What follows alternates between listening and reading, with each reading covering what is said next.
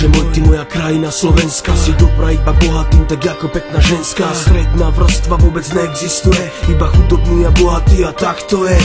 Musím vedieť dva jazyky a znalosti po kokot, ináč lopata do ruky a na stavbe jak robot. Tento štát je v piči, na východe chudoba, jebu to na cigáňov, že jebu to je zlá doba. Pravda je inde a pravda je iná, že v dnešnej dobe mať robotu to je veľká drina.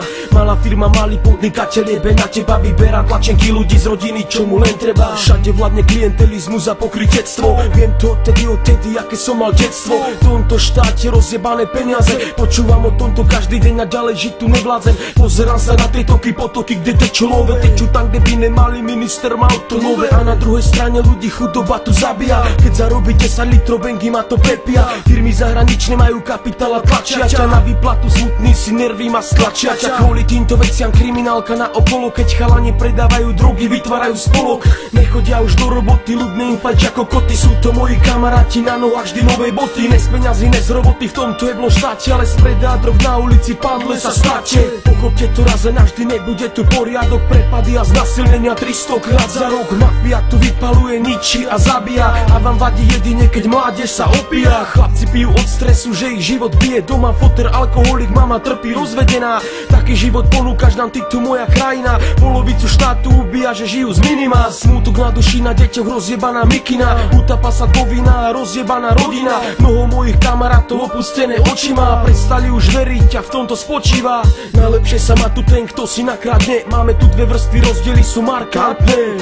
Tak toto funguje od roku 93, keď sa rozdelila republika, ostali zmeny. Začal sa tunelovať a rozkrádať štát, je to ozaj smutné, ale je to holý fakt. Neplač za strateným snom, nepýtaj sa prečo chlapci pijú von za vchodom, lebo málo zarába sa málo vobač kulovou.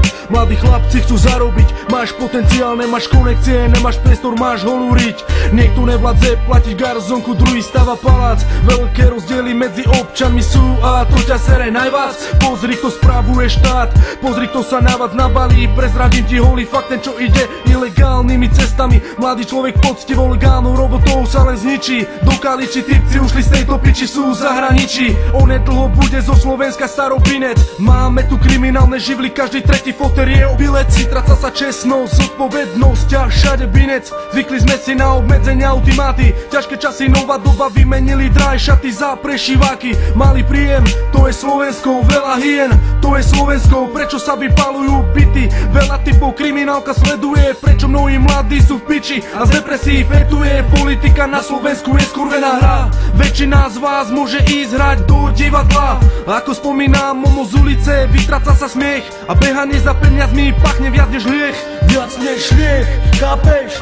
Piči, vyjebaná krajina, skurvená, nakazená. Však sa tu nedá ani žiť do piče, buzeránky politické, kurvy vyjebané. Ja mám robiť za 10 000, jak buzerant, a čo mám z toho? Zaplatím byt, elektrinu, plyn a som piči.